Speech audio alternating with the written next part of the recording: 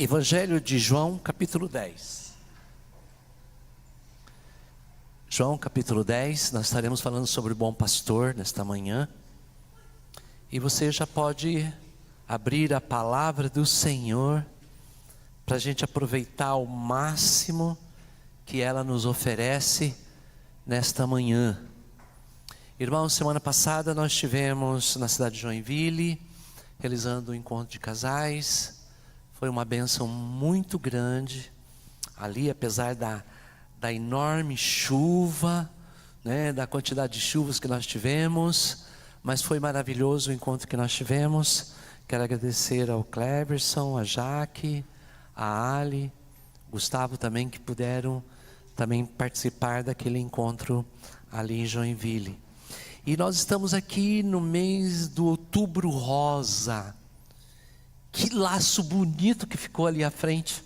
Essa semana eu fiquei aqui alguns horários aqui no templo, e passou um casal fazendo caminhada. Em um determinado momento pararam em frente, tiraram o celular, fizeram uma selfie em frente, localizando aí o nosso lacinho, e eu aqui dentro. Glória a Deus, Deus abençoe, né? É muito importante quando a igreja defende, né, os valores da saúde. É muito importante. Importante não apenas para as irmãs, né, mas para os irmãos também, que infelizmente, né, esse mês dedicado à prevenção, aos cuidados do câncer de mama, atinge também homens também. Então é importante a gente saber todas as informações e, acima de tudo, mostrar para a sociedade que aqui também tem uma igreja preocupada. Está ali a barraquinha lá, atendendo, entregando lacinho. Eu botei o meu lacinho aqui, ó.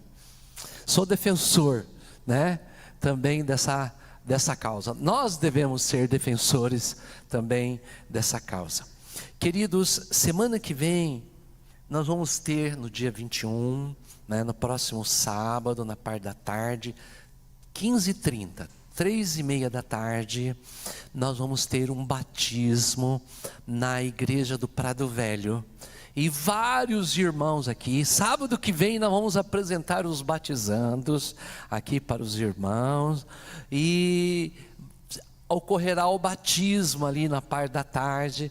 E eu quero pedir oração de todos os irmãos. Vamos orar pelo nosso batismo, sábado que vem à tarde. Que Deus abençoe a todos que vão descer as águas do batismo, fazer uma aliança, que vão obedecer realmente a palavra do Senhor, que vão poder cumprir na vida deles. E aí no domingo, próximo domingo, 18 horas, dia 22, às 18 horas, nós teremos aqui a comunhão da ceia do Senhor. Vai ser um momento maravilhoso. Queremos contar com todos os irmãos. Então eu peço assim, para toda a igreja, todas as guerreiras nossas de oração, os guerreiros também, os irmãos que gostam de orar, que estão sempre de madrugada orando, se colocando diante do Senhor, vamos colocar também a nossa santa ceia do próximo domingo, que nós possamos vir com o coração aberto e participar desse momento com muita alegria, com muita edificação, né? Talvez seja a última desse final de ano, então imperdível para todos os membros da casa do Senhor. Vai ser um momento de muita alegria, vai ser um momento de muita bênção tê-los aqui conosco. E por falar em pedido de oração, antes de nós refletirmos, nós vamos fazer um clamor. Eu queria pedir fazer um clamor, irmãos. Assim como nós fizemos quando começou a guerra ali na Ucrânia, a Rússia invadiu a Ucrânia e tem aquela guerra que ainda perdura, né? Nós tivemos desde a semana passada a invasão ali do Hamas ali em Israel. E aí, irmãos, independente de quem está com razão, deixando de lado para quem a gente torce, para quem a gente gosta ou não, e uma guerra é sempre uma guerra, uma batalha é sempre uma batalha, e uma vida é sempre muito preciosa. É imagem e semelhança de Deus, e a gente, como povo de Deus, como povo do Senhor, nós temos que orar. A gente não está lá né? A gente não está lá, a gente está aqui. Mas não é porque a gente está aqui que a gente quer que vidas, principalmente vidas inocentes, né? Vidas inocentes sejam perdidas. Já houve a morte de vários brasileiros e brasileiras, e ainda poderá ocorrer, infelizmente poderá ocorrer mais. Então, vamos ficar em pé, povo de Deus, vamos levantar a nossa voz, vamos clamar, vamos pedir misericórdia, que os governantes entendam, que baixem as armas, né? Se o povo entendesse aquilo que nós vamos falar daqui a pouquinho, Jesus o bom pastor, né? Se o povo entendesse quem é Jesus, e para quem Jesus veio, né?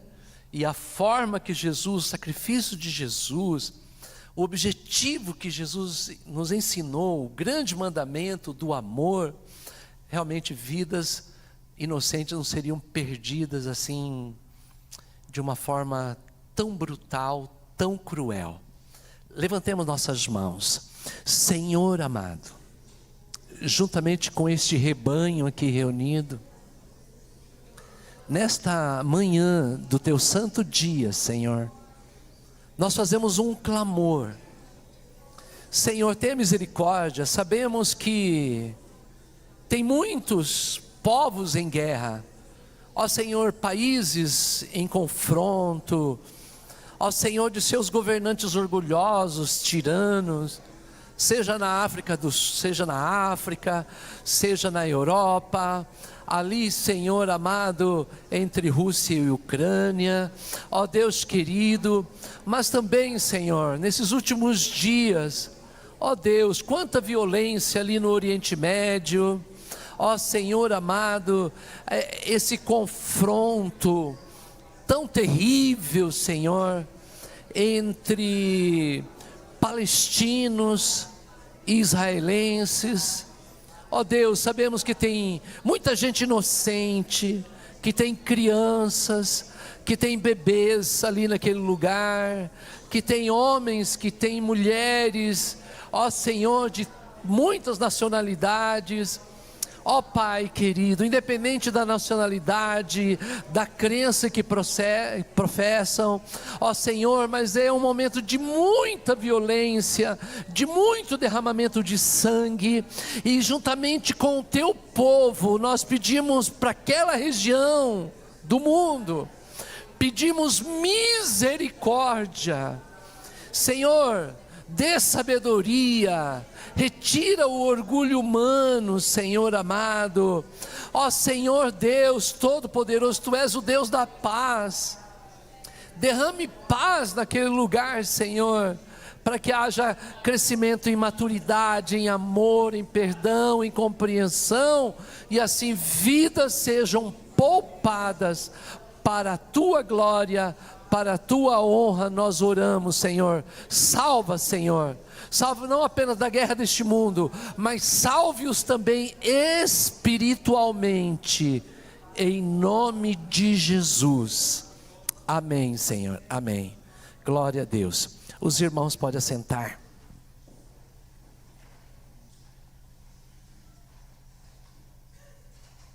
João capítulo 10. Mais um momento delicioso da palavra de Deus. Vocês sabiam que a Bíblia é deliciosa?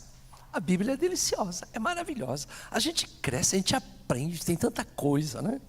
A Bíblia é um jardim que toda vez que você entra nesse jardim, você descobre uma flor diferente que você não tinha percebido. É interessante. Se hoje você entrar nesse texto, vai descobrir alguma coisa, se amanhã, se todos os dias, se vários dias você entrar nesse texto, você vai descobrir coisas maravilhosas. E eu gostaria que Deus realmente te mostrasse muitas coisas, né? Muitas coisas aqui nesse texto. Nós vamos falar do versículo 1 até o 16, que é o texto que nós vamos falar. E vai ser muito mais delicioso depois dos nossos pequenos grupos, né? Durante a semana, e aí os jovens, aí os irmãos, os grupos das irmãs vão debater, bater, vão extrair e vão deixar o Espírito Santo falar através da palavra de Deus. Nesse texto de João 10 aqui, Jesus como bom pastor, aparece um monte de figura que nós vamos tentar aqui explicar para vocês. Tem aprisco, tem porteiro, tem pastor, tem ovelhas, tem ladrão, tem salteador, tem lobo. É um monte de figuras aqui que nós vamos tentar aí colocar cada coisa no seu lugar e tentar aplicar para a nossa vida, para o nosso crescimento espiritual, né? O pastor da Palestina normalmente era algo, as pessoas viviam de uma forma muito simples, né? Muito simples. O pastor carregava normalmente um cajado, né? Com ela poderia afugentar animais, tinha vara. Normalmente o cajado, além de servir de apoiar, tinha aquela curvazinha em cima, o cabinho de guarda-chuva, onde podia puxar alguma ovelha de algum buraco, né? Carregava na cinta também, ali no cinturão dele, uma vara. Muitos falam que era o contrário, que a vara era aquela coisinha torta e o cajado que carregava aqui, mas não importa, eram instrumentos que ele usava para correção, para proteção, para proteger o rebanho. Mas principalmente pastores israelitas, eles eram muito craque com a funda. Não é como o estilingue de hoje, assim, uma forquilhinha, a borrachinha, né? Que normalmente no Brasil se usa, né? Normalmente era uma parte de couro, tinha uma malha maior no meio, ele segurava pelas pontas, colocava uma pedrinha ali no meio, jogava e soltava uma das pontas, e eles eram craque nisso, né? Tinha israelitas, tem um texto de Juízes que fala que eles eram capazes de cortar um fio de cabelo com a funda. Eram armas que eles possuíam como pastores, eles usavam para afugentar animais e às vezes até para aquela ovelhinha rebelde que queria ficar fora, né? Então ele jogava aquela pedrinha para acordar para a ovelha, trazer a ovelha depois para o aprisco, né? Ainda bem que mudou, já pensou eu andando com uma funda assim, jogando uma pedrinha nos irmãos aí, mas não ia ficar muito legal, né? Não ia ser muito bom. Mas vamos lá, irmãos. Então o pastor usava isso, costumava defender o rebanho, mas muitas vezes o pastor corria risco de vida, porque às vezes animais ferozes atacavam o rebanho. Lembra quando Davi chegou para Saul lá, e ele falou que ele não tinha medo do filisteu, que ele tinha enfrentado o leão, tinha enfrentado o urso, e isso realmente acontecia. E aí que estava a diferença entre um pastor vocacionado e alguém contratado, ou conforme o texto fala, principalmente na atualizada, na Bíblia corrigida, fala do mercenário. Aquele que apenas é pago, mas ele não é assim vocacionado, não está disposto a morrer, né? Eu primeiro, né? E azar das ovelhas, largava as ovelhas e fugia. Mas vamos lá, com a Bíblia aberta, amém? Vamos lá? Então vamos para a mesa do banquete, né? Há lugar na casa, há uma mesa. Vamos chegar na mesa e vamos olhar para esse texto e vamos então tirar para nós agora essa parte prática. Em verdade, começa assim o versículo 1. Em verdade, lhes digo, quem não entra no curral das ovelhas pela porta, mas sobe por outro lugar, este é ladrão e salteador. Aquele, porém, que entra pela porta, esse é o pastor das ovelhas. Bom, no versículo seguinte, 3 fala assim: para este o porteiro abre, as ovelhas ouvem a sua voz, ele chama as suas próprias ovelhas pelo nome e as conduz para fora. Existia vários tipos de aprisco. Aqueles que eram mais abastados e tal, então eles tinham nas suas propriedades o seu próprio lugar onde ele guardava as suas ovelhas.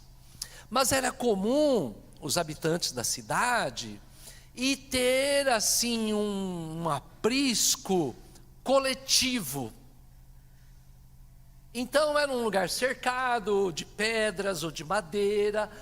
Os pastores que vinham de longe, às vezes moravam na cidade, deixavam o rebanho de ovelhas ali naquele aprisco. Então, ele normalmente tinha alguém responsável, uma pessoa que guardava o local. Então ele entrava pela porta, ele batia na porta, ele chamava, e o porteiro entendia que era o pastor, abria, deixava as ovelhas entrar, e deixava as ovelhas, ia para casa repousar, e no outro dia cedo vinha buscar as ovelhas. E as ovelhas ali aparentemente elas ficavam todas misturadas, mas depois nós vamos continuar nessa figura de linguagem aqui. Mas Jesus aqui já começa a diferenciar uma situação entre o pastor e entre o mercenário. Ele fala que o verdadeiro pastor, ele entra pela porta. E aqui logo no versículo 11, ele vai dizer que ele é o bom pastor. Esse Jesus, que é o nosso verdadeiro pastor, ele não entra por outro lugar. Ele é realmente aquele que entra pela porta. Ele é extremamente carinhoso. Veja só o texto de Apocalipse 3, versículo 20. Eis que eu estou à porta e bato, e se alguém ouvir a voz e abrir a porta, eu vou entrar em sua casa e ceiar com ele e ele comigo.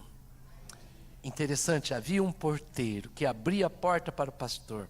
Historicamente, muitos dizem que João Batista era o porteiro, porque ele foi o precursor de Jesus, ele abriu a porta do rebanho, abriu a porta para que o verdadeiro pastor entrasse e iniciasse o seu ministério. Para nós hoje, essa questão de porteiro, para abrir a porta para Jesus entrar, é o Espírito Santo, amém, irmãos? Ele que nos convence do pecado, da justiça, do juízo. Ele não fala de si mesmo, mas ele sempre aponta para Jesus. Ele aplica aquilo que nós estudamos de forma maravilhosa na nossa lição, a questão de Jesus, da salvação de Jesus, do sacrifício de Jesus. O Espírito Santo abre a porta para que Jesus, o bom pastor, ele possa entrar. Mas na continuação do texto, falando da porta, havia situações em que o pastor, ele dormia com as ovelhas. Então, quando ele ouvia, entrava no rebanho, entrava no aprisco, ele fechava a porta, e ele dormia na porta ali, para proteger o rebanho. E nesse sentido, no versículo 9, eu gostaria que você prestasse atenção numa figura de linguagem de Jesus, quando ele diz assim: eu sou a porta. Amém, irmãos? Ele, ao mesmo tempo que logo depois ele vai dizer que ele é o pastor, no primeiro momento ele diz assim: eu sou a porta. Ninguém poderia entrar no rebanho sem a porta, e ninguém poderia sair sem passar por aquele pastor que dormia na porta. Então, quando ele diz assim: eu sou a porta, porque havia uma única porta de entrada e saída do aprisco, ele está querendo dizer que ele é o único Salvador. Amém, irmãos? E é verdade.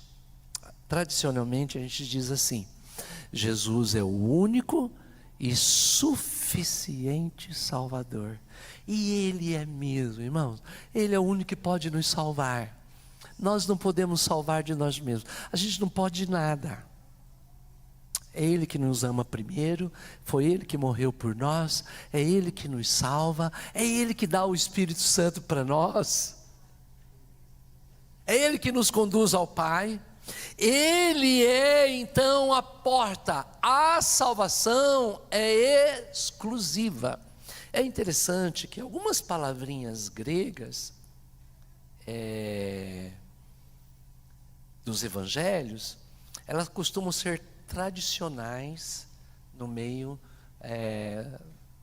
da vida cristã, da vida religiosa, da vida cristã, da vida evangélica. Por exemplo, quando a gente fala assim, o que significa tetelestai? O que significa? Quando que Jesus falou essa palavra? Na cruz Quando ele falou na tradução, está consumado. Verdade. E essa palavrinha aqui, quando Jesus disse, eu sou, em grego, ego eimi. Ou seja, Ele é aquilo que Ele é.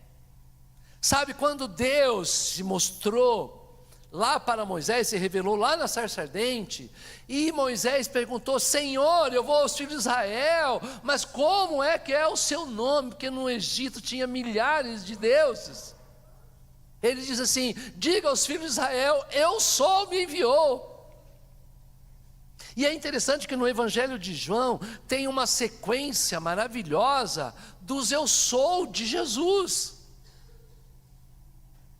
No capítulo 6, 35, ele é o pão vivo que desceu dos céus. Olha, nós precisamos de alimento. E ele se identifica dizendo, eu sou o pão da vida. No capítulo 4 e depois no capítulo 7, há uma identificação com Jesus como água. Quem tem sede, vem a mim e beba. Para a mulher samaritana, no capítulo 4, se você beber desta água, desse poço, você vai tornar a ter sede.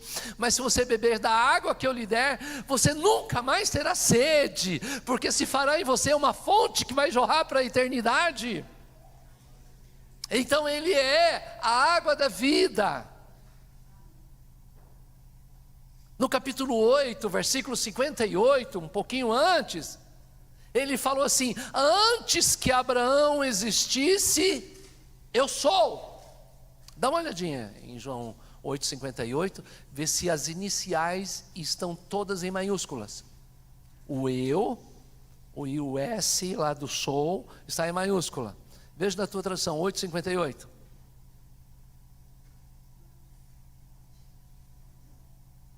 Tá? Então sabe o que significa? Ele é o que é. Deus, ele é absoluto. Quando se identificou lá para Moisés, eu sou, me enviou, que tradução é Yahvé, ou aquele que é, o tetragrama, né? Que referindo-se ao nome de Deus. E agora Jesus se identifica dizendo, antes que Abraão existisse, eu sou. E no capítulo 8, versículo 12, nós aprendemos que Jesus disse, eu sou a luz do mundo. E vai ter outros eu sou, aqui nós vamos falar em dois. Nós começamos pela porta. Quando Jesus diz, então eu sou a porta, ele está dizendo assim, eu sou a única possibilidade de salvação. Eu sou o único Salvador, o único que pode te dar vida, o único que pode dar esperança. Eu sou a porta para a tua paz, eu sou a porta para a tua vida, eu sou a porta para a vitória, eu sou a porta para a tua alegria. Sabe, irmãos, Ele é simplesmente a porta. Mas é interessante em relação no versículo 9, quando identifica a porta, olha só o versículo 9, quando ele diz assim, se alguém entrar por mim, será salvo. Primeira coisa que Jesus faz, então ele é a porta no sentido de salvação. A coisa mais importante da nossa vida é a salvação. Você quer orar por alguém? Quer orar por alguém da tua casa? Quer orar por alguém da tua família? Quer orar por um parente seu? Sabe, você pode pedir muita coisa. Você pode pedir um emprego, você pode pedir uma direção para uma viagem, uma direção na área profissional, na área sentimental, você pode pedir um monte de coisas. Só vou dizer algo para você, irmão, para que você aprenda a orar, a interceder pelas pessoas. Peçam salvação. Peça salvação para o teu filho, peça salvação para os teus netos, peça salvação para o teu vizinho, peça salvação para os teus parentes, pede salvação. Salvação é a coisa mais importante. Então ele diz assim, quem entrar por mim será salvo. Primeira coisa, salvação. Segunda coisa, nesse próprio versículo 9, entrará e sairá. Entrar e sair, ele está falando de liberdade em Cristo. Realmente eu e você somos livres de verdade. Nós só somos livres de verdade em Jesus. Fora disso nós somos escravos. Então você quer ser livre, Primeira coisa, quer ser salvo? Jesus. Quer ser livre? Tem um encontro com Jesus. Quer encontrar provisão? E aí praticamente a gente lembra do Salmo 23, lá no começo do Salmo 23, deitar-me fazem verdes pastos. Olha só, ele diz assim: entrará, por mim será salvo, entrará e sairá e achará pastagem. Amém, irmãos? Isso ele está falando de alimento para nós. A gente só tem a letra, né? Mas como eu gostaria de ouvir a música um dia, né? Se a gente pudesse saber a melodia que era cantada, por exemplo, o Salmo 100. Entrai por suas portas com louvor, pois Ele que nos fez, somos ovelhas do seu pasto, né? Aquele Salmo 100 tão maravilhoso, que nos coloca a gente como ovelhas realmente desse rebanho, e sabendo que agora Jesus é a porta, nós já somos salvos, amém? Nós já somos livres, amém? E nele nós encontramos pastagem, sim ou não? Amém? Glória a Deus, glória a Jesus. Mas vamos lá, irmãos. O porteiro abre no versículo 3 a porta, ele chama as suas próprias ovelhas pelo seu nome. Aqui esse pastor, né, ele disse: eu sou a porta, né? Antes de entrar aqui nesse detalhe, vamos olhar aqui o versículo 11, que diz assim: eu sou o bom pastor. Quando ele fala bom, a palavra bom para um judeu era muito mais que ser uma pessoa bondosa. Ele está falando da sua divindade, que ele é um pastor divino. E ele realmente é um pastor divino, um pastor maravilhoso. Quando a gente lê 1 Pedro capítulo 5, versículo 4, esse texto fala assim: quando aparecer o sumo pastor das ovelhas, ele é o sumo pastor,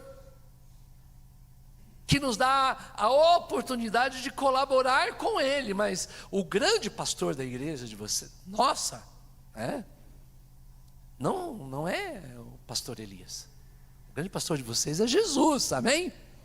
Ele é o supremo pastor da vida de vocês. Ele que cuida de vocês e cuida de mim também. Ele também é o meu pastor. Ele é o supremo pastor. E como pastor, voltando aqui para o versículo 3, ele fala assim: ele chama as suas próprias ovelhas pelo nome. É interessante, esse Jesus, ele conhece a cada um de nós, e ele deseja ter intimidade conosco. É interessante como ele sabe tudo da nossa vida, da nossa história. Ele sabe o nosso nome. Ele chamou Moisés pelo nome, ele chamou Samuel pelo nome. Na Bíblia há várias pessoas que ele chama pelo nome.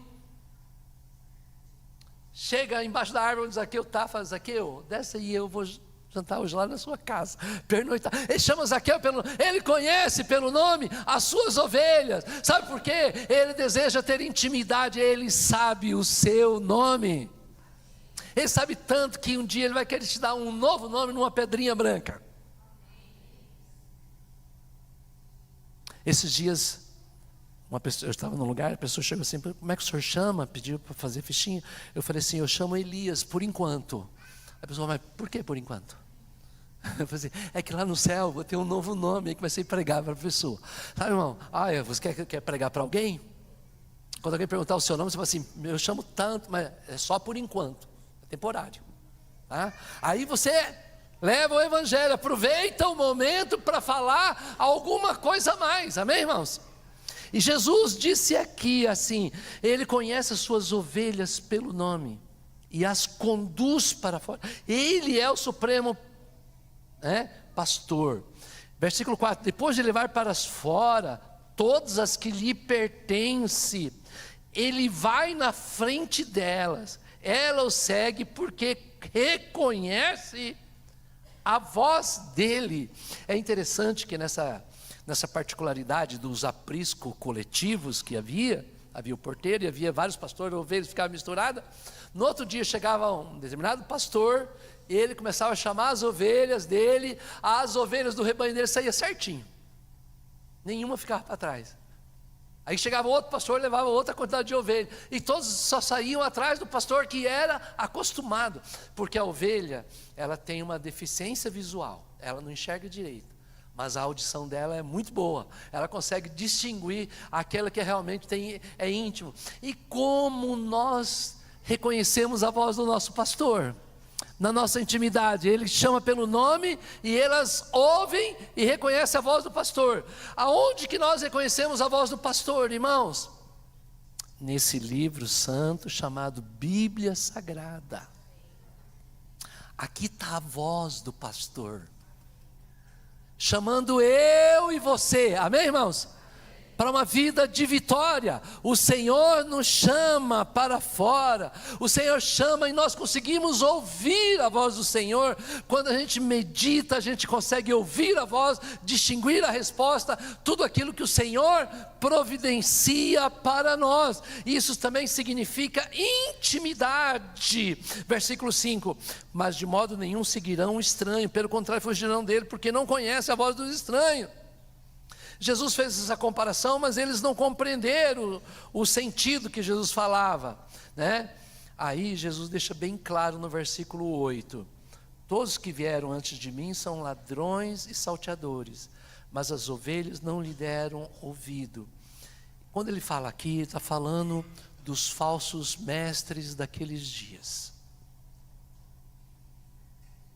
que haviam interesse só em aproveitar das ovelhas. Aproveitar das ovelhas. Em tirar proveito. Não sei se vocês chegaram a ver na mídia social uma grande igreja aqui de Curitiba, né, uma grande polêmica aí, porque o pastor tirou da igreja e comprou um apartamento de 3 milhões de reais, uma polêmica muito grande na cidade aí, né?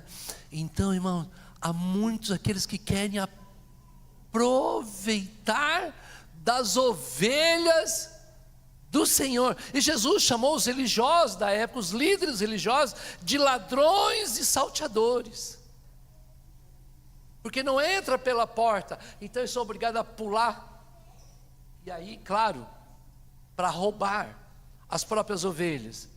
Mas há também, não é só o lado religioso que assaltava as ovelhas, né? Havia o versículo 12, né? Também fala do mercenário, daqueles que eram contratados.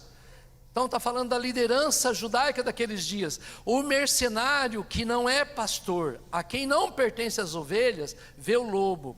O lobo é o nosso inimigo das nossas almas. E quando vê o lobo chegando, ele abandona as ovelhas e foge. Então o lobo as arrebata e dispersa.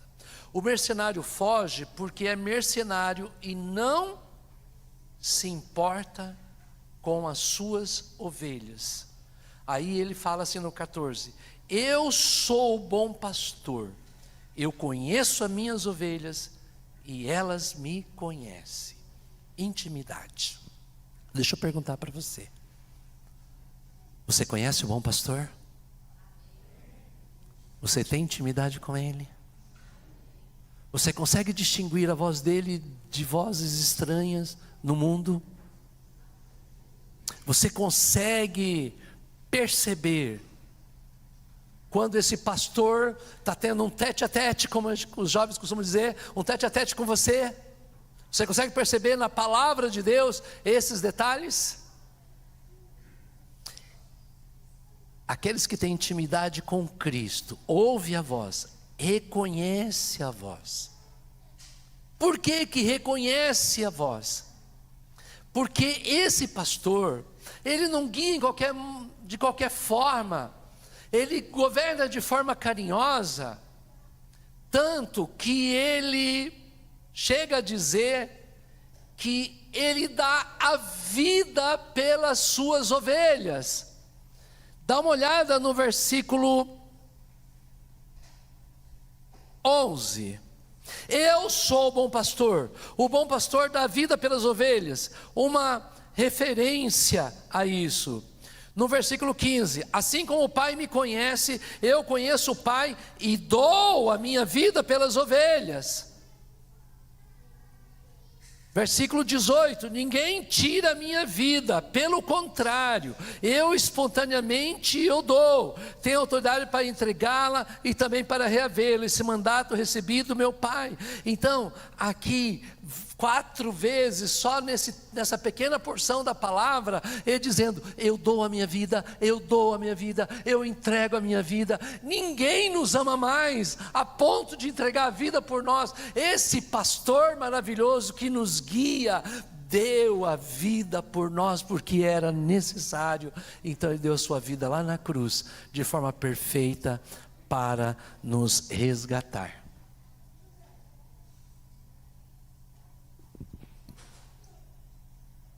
Esse pastor maravilhoso, que voluntariamente nos dá a vida, nos convida para sermos dele. Ele é a porta, ele é o pastor que nos conduz em amor, nos conduz em crescimento, prepara todas as coisas para nós.